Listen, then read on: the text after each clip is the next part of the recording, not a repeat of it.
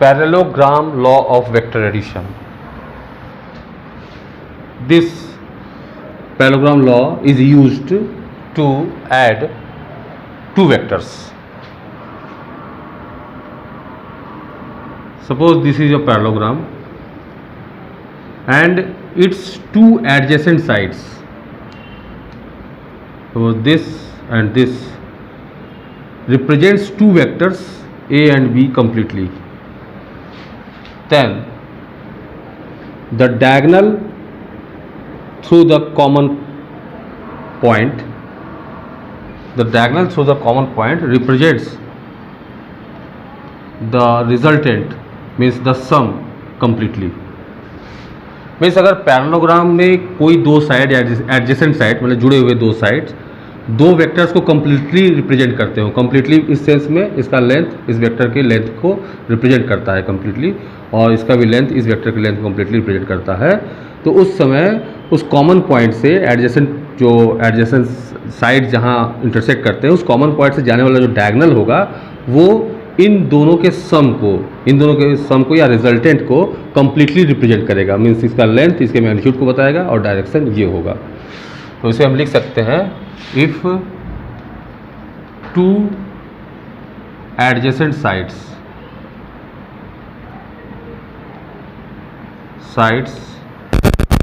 Of a parallelogram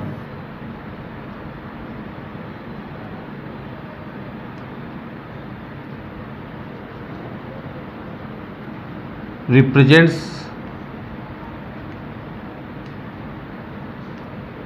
two vectors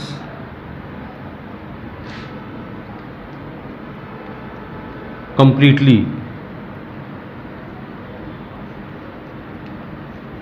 then the diagonal through the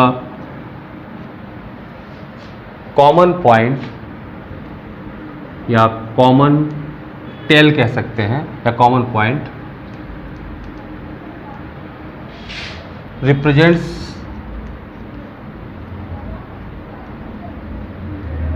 the some,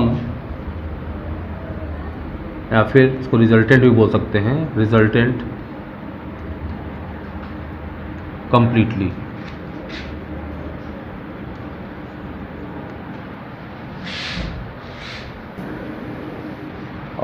When we use parallelogram law of vector addition to find the resultant, we can do it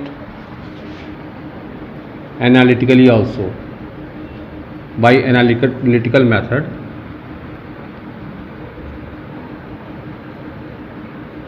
This is vector A, vector B. Suppose the angle between these two vectors is theta. We draw a perpendicular. This is length. This is B vector because this is parallel to this and length is also equal to this. So both are equal vectors, B vector, and this angle theta. This is also theta. This will be B cos theta. And this is B sin theta. Now this is A, O, A, B, C, D. Magnitude, this is A vector plus B vector. Magnitude of A plus B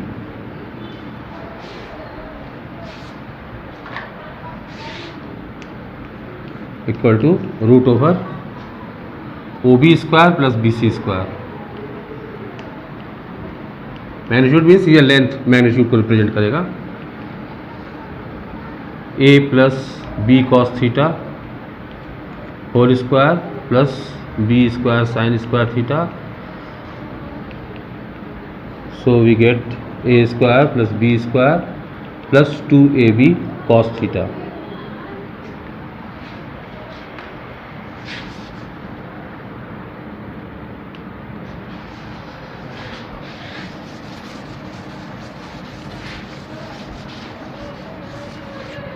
And the angle which the resultant vector makes with a vector.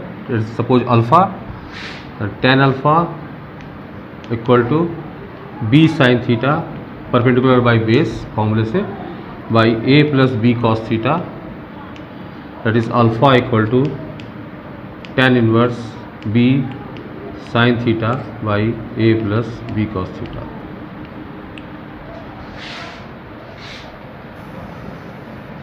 So this question is the resultant of two vectors a and b is perpendicular to vector a and its magnitude is equal to half of the magnitude of b vector.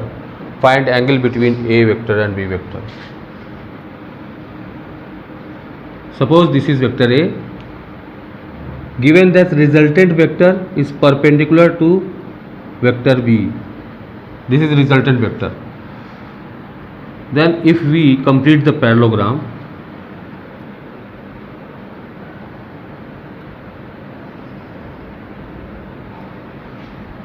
then this will be diagonal. This is resultant. This is a vector. This is b vector. Given it is 90 degree at.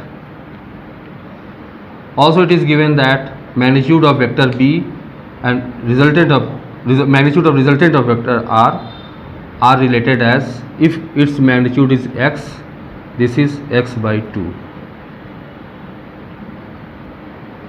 It is asked what is the angle between vector b and vector a. Means we have to find out this angle. This is 90 degree. So here using the formula is time consuming.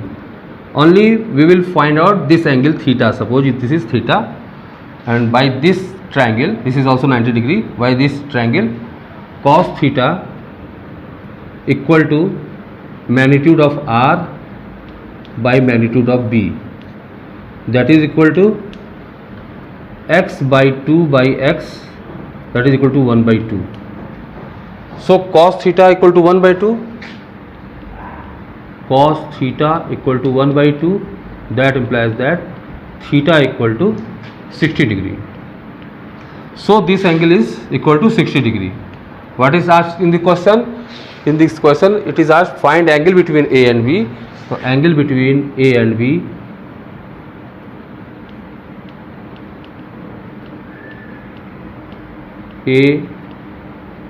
and b, this is this angle, this is 90 plus 60 equal to 150 degree. तो किसी भी question को solve करने से पहले हम देख लेंगे, हो सकता है उसका एक इजी ट्रैक भी हो सकता है जिससे वो सॉल्व हो जाए, उसमें अलग फॉर्मूले लगाने की ज़रूरत नहीं होती है.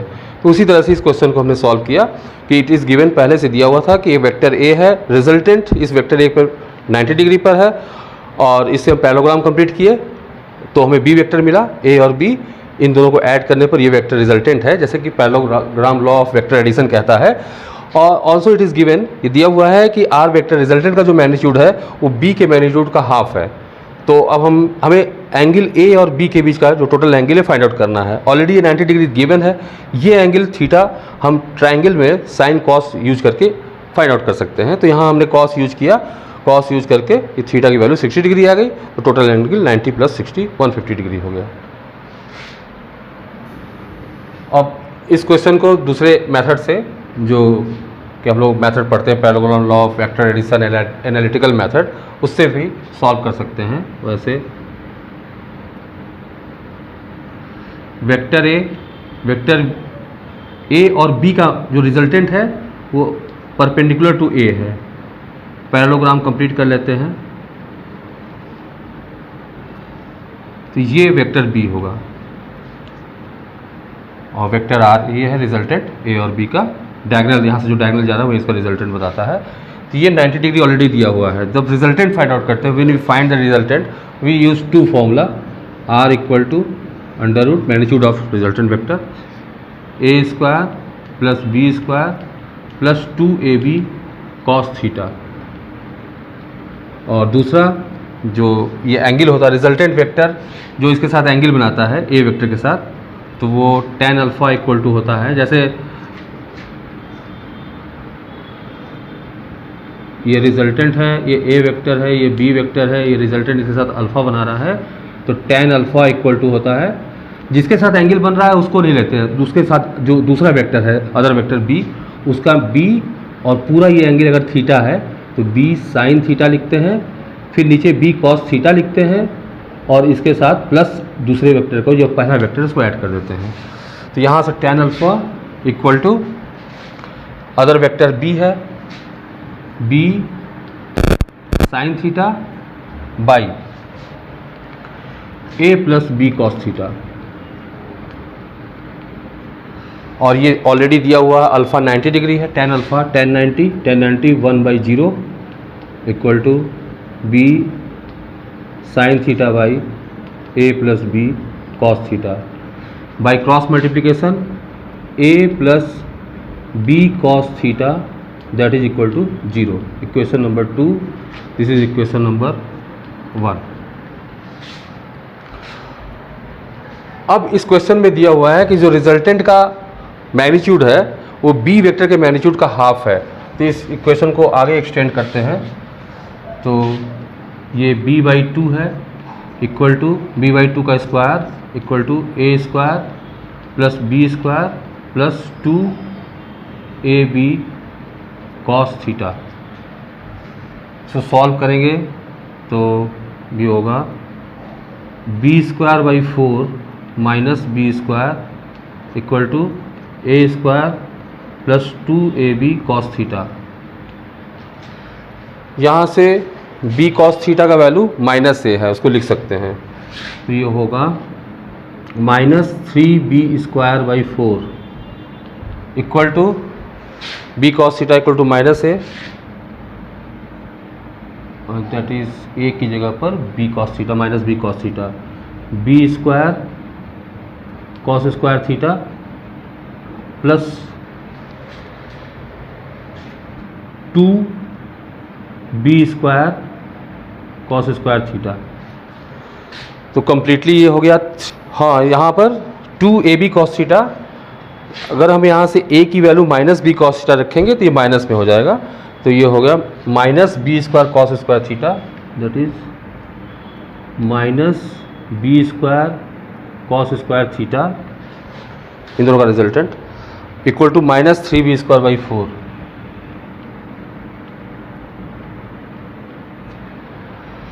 This b² will cancel out, minus cancelled out, cos theta equal to plus minus √3/2।